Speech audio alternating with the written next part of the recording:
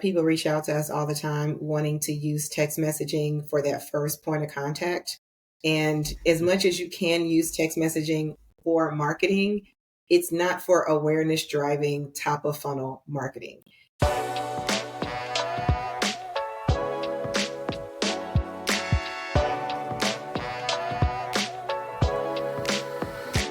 Welcome, everyone, to another episode of What's Working in E-Commerce. I'm your trusty host, Eagan Heath. I'm a partner at Asymmetric Marketing, and you can check out our website at asymmetric.pro. We help D2C companies build their websites on WordPress WooCommerce. We do on-site SEO, paid search, paid social, email automation, all the things. We also help with Amazon as well. Today, I'm speaking with some guests who know a lot about SMS, text message marketing, and e-commerce. Welcome to the co-founders of Klickrr, Klickrr.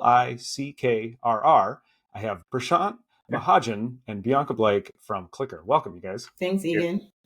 Right on. Tell me a little bit about what you guys do at Klickrr and maybe how you think about how SMS fits in for e-commerce brands and marketers. Yeah, so I'll start. So what we do at Klickrr is a marketing technology company.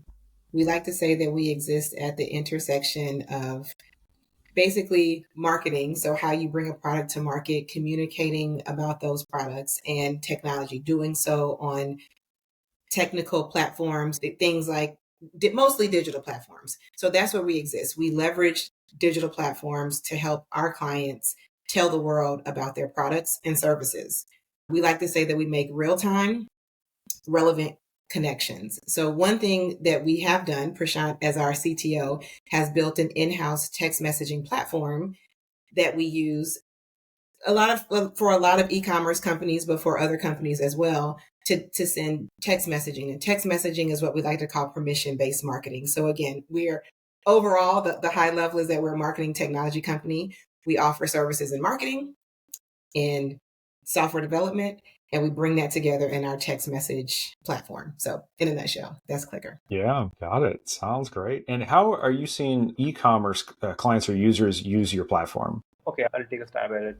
There are multiple use cases that we support. One of the classic use cases is when an e-commerce player has been in the market for, let's say, 10 years or 5 years, and they have lots and lots of customers that may be inactive. So usually what people do is that people go with PPC campaigns and they would like to attract more and more customers onto their platform. But what they forget about are the people who have used their platform earlier. So that's where Klickrr comes in, because most of these customers are actually opted in. And Klickrr, via texting, we connect to all those previous customers that know your product, and there is less friction for those customers to use your product. And the numbers, as soon as we start contacting the database of your customers, the numbers are really outstanding. Texting in itself is powerful. Like with a single text campaign, if you, let's say, send a single text campaign to 100 people, perhaps 95 or more than 95% people out of those are going to see a message. More than 45% of those people are going to click the link or at least try the link. So the sales that you can generate specifically for e-commerce, if you actually have a tangible product, are outstanding, like much better than any other tactic that you can try.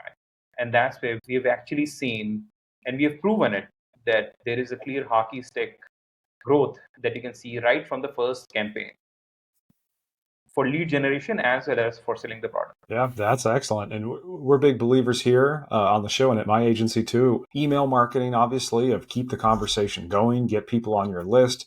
Just because they left the website the first time doesn't mean you can't bring them back, or just because they bought once doesn't mean they're not going to buy again. In fact, that's where a lot of the value is, of increase that lifetime customer value. Bianca, I heard you mention permission marketing. Big fans also of Seth Godin and that whole idea. And so text is the next iteration of that. And like you said, Prashant, the open rates are just so much higher with text messages compared to everything that's getting lost in email these days. So that makes sense. I wonder if you can talk a little bit about, maybe you've seen what users do or what's effective, what your clients or customers use in terms of getting people on the list. If this is a permission marketing thing, is it a flyover? Is it a float in? Is it opt-in? Are we offering a % discount? What seems to be the best way to get people onto a text message list?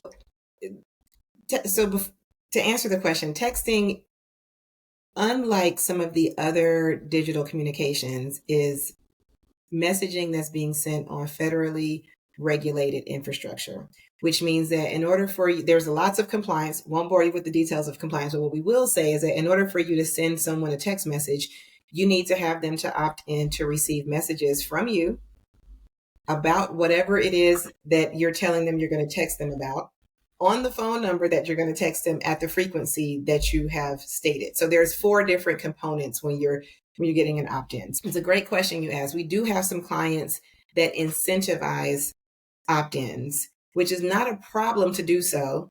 You offer a discount if they sign up for your loyalty program. Definitely not a problem to do that. It could have an impact on the health of your list if people are signing up to get their 20% off of whatever it is versus if they're actually signing up because they want to hear information from you about this specific thing that you're communicating with them about. If you're signing up so that if your e-commerce brand and supplements is your product or some sort of product that you need to buy on a 30-day basis, 90-day basis, whatever, and you're signing, I just want you to let me know when it's time for me to buy again. I don't want to hear about all the other stuff. I just want you to tell me when I'm about to run out so I can, that's adding value. The more value your messages, that's why we say in real time, you send these messages, but they have to be relevant. The more value you're adding to the audience, the more likely they are to opt in and say, yes, I do want to receive this information from you on this medium about this particular issue at this frequency. I think where we get in trouble sometimes with texting and emailing and any other type of advertisement as well is when we take a little bit more of an opportunistic approach than the audience is willing to tolerate. Texting is fairly low barrier to entry. You get some numbers, you upload them, and you send text messages.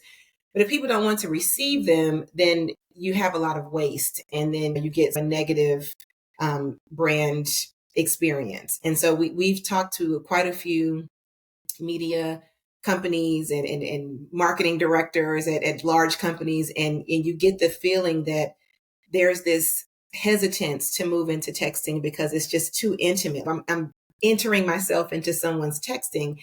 And the question that you asked was a really good question, which is, how do you get these opt-ins? The way that you get the opt-in determine the health of the data and the desire of people to want to receive the message, which would overall impact your ability to send messages to them on an ongoing basis. So we do it in I would say 3 different ways. The first way is through Klickrr keywords. So these are words that you can advertise in other channels. Say if it works really well for speakers. If you're giving a keynote speech, a TED talk or something, and you have a book and you say, hey, text book to my phone number to get a link to download the book. So the book would be the keyword in that case. And anyone who texts you first to your number is automatically opted in because they're consenting to the messages by them sending you a text first. That's the easiest way to do it. It just does require that you have some other first point of contact. Another way we do it is you mentioned with some sort of pop-up or, you scan this QR code or sign up, you get the information from them in some other way. And then you text them first. Hey, thank you so much for opting in. This is what we're sending you, blah, blah, blah. And then we have a list builder that we've embedded in our software. That's just the third way. It's just a different technical way of getting their information first and texting them first. But it's important at the time that you're collecting the opt-in to very clearly communicate, not do the bait and switch, clearly communicate. Because one thing that you have to do every time you send in that initial text message is allow the message to say, stop to opt out. So everybody has a very easy way to opt out. So if you get them on the bait and switch, they're going to opt out immediately. And that's not really good for anyone. Yeah, I'm glad you talked about that. And just to highlight those again, I think it was basically a year ago now, I think August 2023, where the rules changed and it got even a little more strict. A lot of us are getting a lot more text spams. The government's certainly getting involved, or the regulatory agencies. And just to highlight some of those pieces of people opt in, one, that's an important step. They know what they're getting. They know what the frequency is going to be and what to expect. And then they have a way to opt out. All very important pieces. And then, like you said, provide value in there too. I'm curious, what do you guys see those first few texts? I don't know if you do an automated sort of system of they opt in and then they receive a series of things. What are those first messages then you send to people once they're on your list? It depends on the customer and depends. So the thing about texting versus every other tactic is that texting is pretty immediate. It's almost at the same level as calling, but not as invasive. Emailing is different. Like emailing is very passive. Like you can send an email, but for example, if it's 4th of July today, and you try to send the email today, right? People won't be reading that email.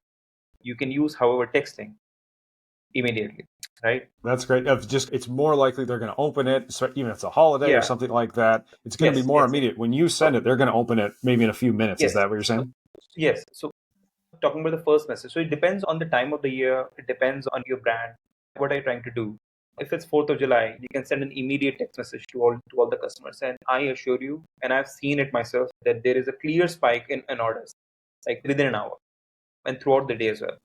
If let's say that it's a casual month, and if it's Christmas time, obviously you're going to schedule the message in a certain way, and you don't want to bombard your customers with numerous number of text messages.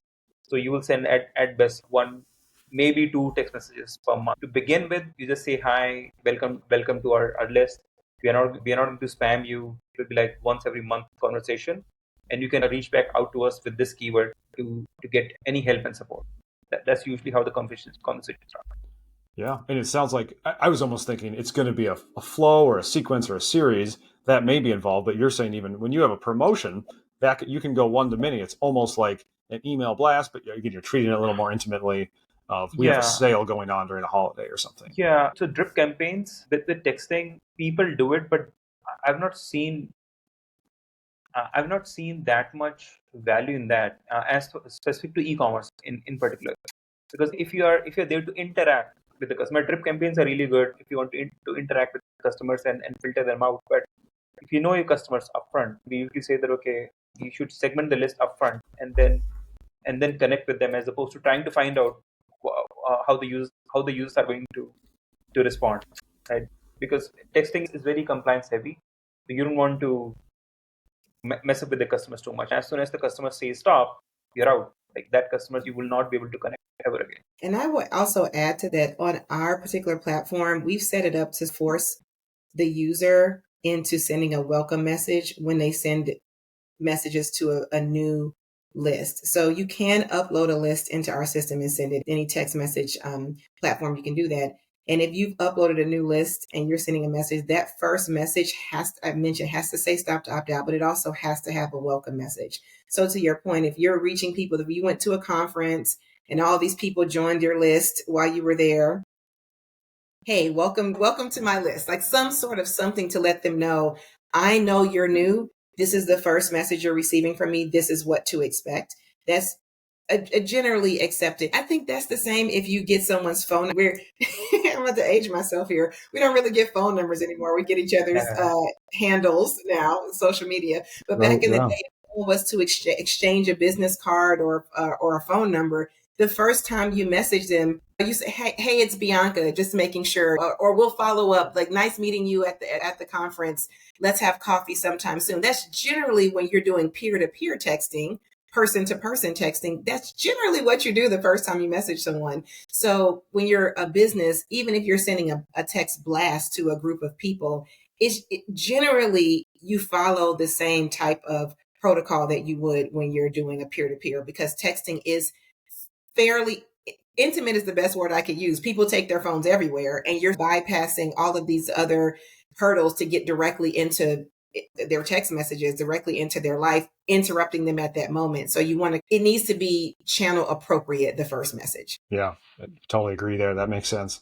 I know you guys said you've got some case studies of people that have used it, or you've seen really great growth in e-commerce. I wonder if you can talk about that. I know we can't totally reveal everything and all the numbers of what clients or users experience, but maybe just talk it through in broad strokes. What did those businesses do, and what kind of results did they see? Okay. So I'll take one example. It's specifically for e-commerce. They are a supplement brand, and they started off with us in the month of November last year, November 2023. And when they started off, their revenue was literally zero. Like they had no revenue, zero. So we started with the texting with them. Even though they had customers, like they had a long history of having customers, but they never used the database. They were always doing PPC. And with PPC, at times they will get certain orders, other times they won't. So we got the list, we started contacting the customers, and month by month, in the first month itself, they made a revenue of 12 grand. And today, after 6 to 7, it's been 8 months, 9 months now. Yeah. And today, when I was talking to the guy, they are making 26 grants on a month-to-month basis. Excellent. Now that's the acceleration. So the way that we helped them out was that we do provide PPC services as well. We do Google Merchant Center services as well. So we use Google Merchant Center services and PPC services for them to grow their audience list. And when they have the audience list, when they have a list, then we connect the audience, or we reconnect the audience every month only once, and we generate the revenue. So as their audience is going to grow, their text campaign list is also going to grow. So they have short revenue stream always with texting, with growth also there with PPC and Google Merchant Center. So they have a beautiful life cycle of ever growing business with sustainable revenue as well. So those are the numbers. Yeah, that's excellent. That's what people watching this or listening to this want to do. So thank you for talking about that. I also appreciate you talking about where's the traffic coming from. Sounds like PPC doing some got a paid search there in that case with yes. Google. One thing I'm always curious about then is, are you optimizing to get people on the text list, or are you optimizing for the sale and that first visit to the product page? Because I don't know. For the sales period, right? Okay. So customers come first. PPC services, SMS services, all the services are secondary services. Like first is you have to, whatever product that we provide, like it has to be for the customers first. If the website is not ready, then I always recommend, get the website ready first, and then we are going to do Merchant Center and PPC or whatever you want. Right? You can do SEO as well. But if the customers are not happy, what's the point of doing SEO or SMS? Because even if the customers show up at your doorstep, the customers are going to leave. It's like having a very bad shop, right? If you don't have a website or an app that is correctly built, then customers should leave any which way. So it's the truth, right? I'm not saying anything wrong. It's the way that it is. First the customers, and then obviously PPC, Merchant Center, so many SMS, whatever you want. Yeah. Can I say it back just to make sure I understand it? It sounds like make sure you have a good product customers like, step one, right? Yeah. And then make sure your website's ready to convert. Then we're potentially paying for traffic or doing marketing to get traffic to the site. And then I think what I'm hearing is once they are customers, then let's get them on the SMS list and let's increase lifetime customer value so they buy again. Is that about right? Yes. So texting is essentially there to increase the overall life cycle or value of the customer. Essentially, Yeah. PPC is always PPC or Merchant Center is always to grow the customer base. Yeah, that's excellent. It's an important nuance because people reach out to us all the time wanting to use text messaging for that first point of contact. And as much as you can use text messaging for marketing, it's not for awareness driving top of funnel marketing. And any text messaging provider or any sort of app that is saying, hey, go buy a list of all of these phone numbers of all of the insert whatever your target is and just load them up and send, that is not allowable. So if there is a service out there that's allowing you to do that, not only is it not allowable because it's just out of compliance, it's not preferred to the audience. And Prashant's point, if the customer is not happy with you, they will just opt out. And so you've spent all that money and all that time doing something that is not going to yield any results. So you can use texting for marketing. It is great for marketing as it pertains to e-commerce businesses because you can send a link. We also have the ability to send short links. Other companies do that too, where you shorten the link and just inject it right into the text message. You can send a deep link to a product page. You can send a link to a list of a group of products. If you're promoting something, you can send a link to a landing page. So it's really nice to be able, with e-commerce, to be able to send the link directly to where you want them to go.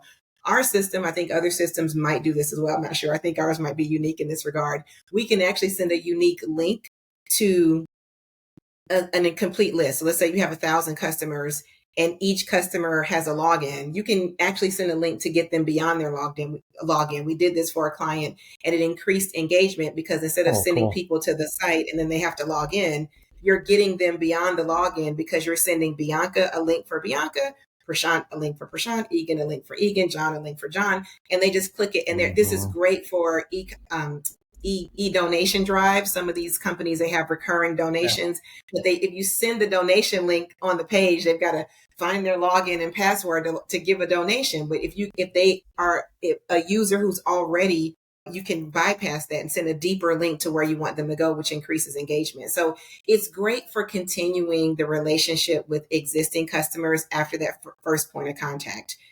That's really the best way to use it. You can try to get around and use it other ways, but it may not be as useful. Yeah, great. Love it. Bianca, I wonder if there's a story behind the company, Prashant too, but I'm curious. It looks like you were maybe in marketing services, or you've lived in that space or worked in that area, and now doing this. I'm thinking of it as a SaaS tool. Correct me if that's not right, but what's the story behind Klickrr and how did you get into this? Absolutely. So my background is marketing. So I spent time in corporate, MBA, business school, all that, spent time in corporate doing brand management roles, increasing, global marketing roles, et cetera.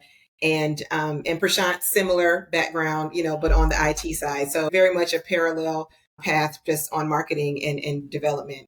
And I ended up leaving corporate and starting a marketing consulting firm where I was essentially doing some of the same work that I was doing in corporate, but for clients, different clients, not for corporate. And Prashant, and it's similar to Prashant, same type of deal. So we ended up working on the same client.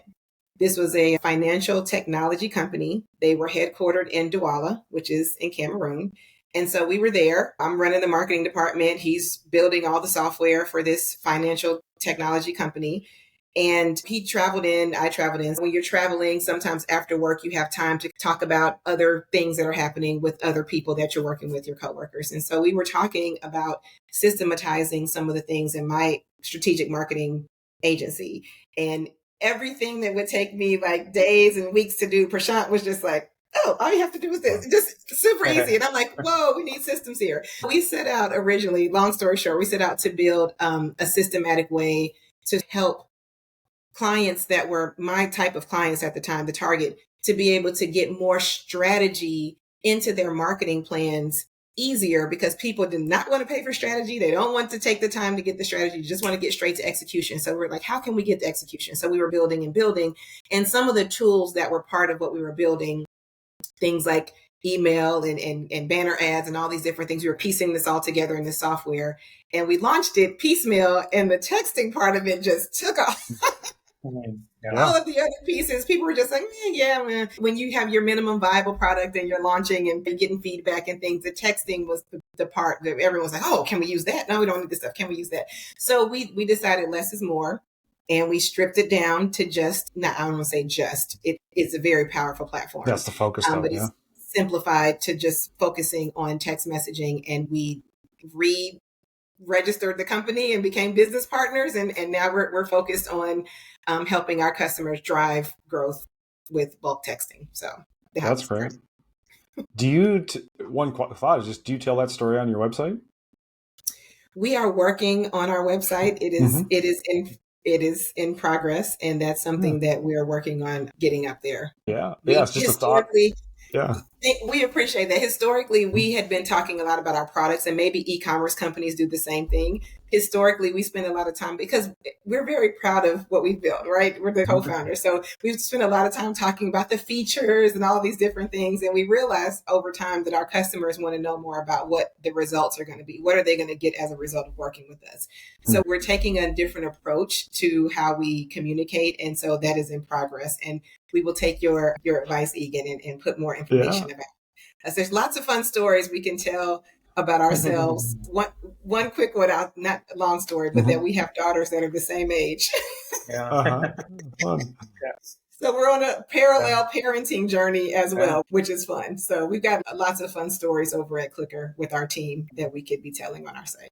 Yeah, very nice. Yeah, it's even just kind of part of the brand building too, of it's built by marketing consultants for marketing consultants. I think even that, there's something to that. Just a thought, just wanted to ask. All right. Who is Klickrr a good fit for, and who should check it out, and where should they go? So Klickrr is great for, go ahead, Prashant. So Klickrr I think is really good for e-commerce products. Klickrr is really good for nonprofits. Essentially all those businesses that have a repetitive type of customers, but who cannot afford an app.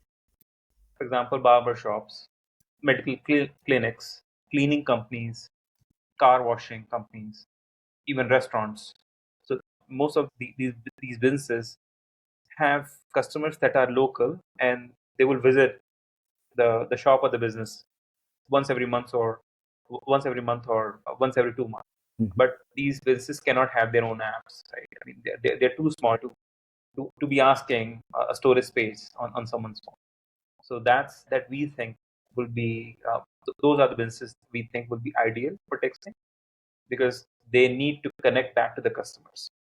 So those are the things. Those are the businesses which we feel. Yeah, sounds like great fit for small businesses, right? Yeah.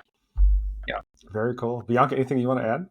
Yeah, I would say that ditto to what Prashant's saying. Home service companies that have those recurring reasons to have engagement with their customers. For larger enterprise clients, though, and we haven't really talked about this because we're focusing more on e-commerce, but there is a play for business efficiency. So we have a couple of clients that they use our service less to promote their business for customer lifetime value and more to shore up that space on your P&L between revenue and profit, to just get more efficient in there with their spend. Logistics. So we have a company that uses us for logistics or for just employee alerts and things like that, multi-factor authentication. So there's quite a few ways for larger, medium-sized to larger companies to use texting as well. But for small to medium-sized e-commerce companies, absolutely, that recurring engagement with your customer base is key. Love it. Sounds good. We'll link to you guys on LinkedIn as well. And then the website is Klickrr with a K and then a double R at the end.com. Recommend people check it out. Bianca, Prashant, thank you for coming on and sharing what's working in e-commerce. Thank you. It's been our pleasure.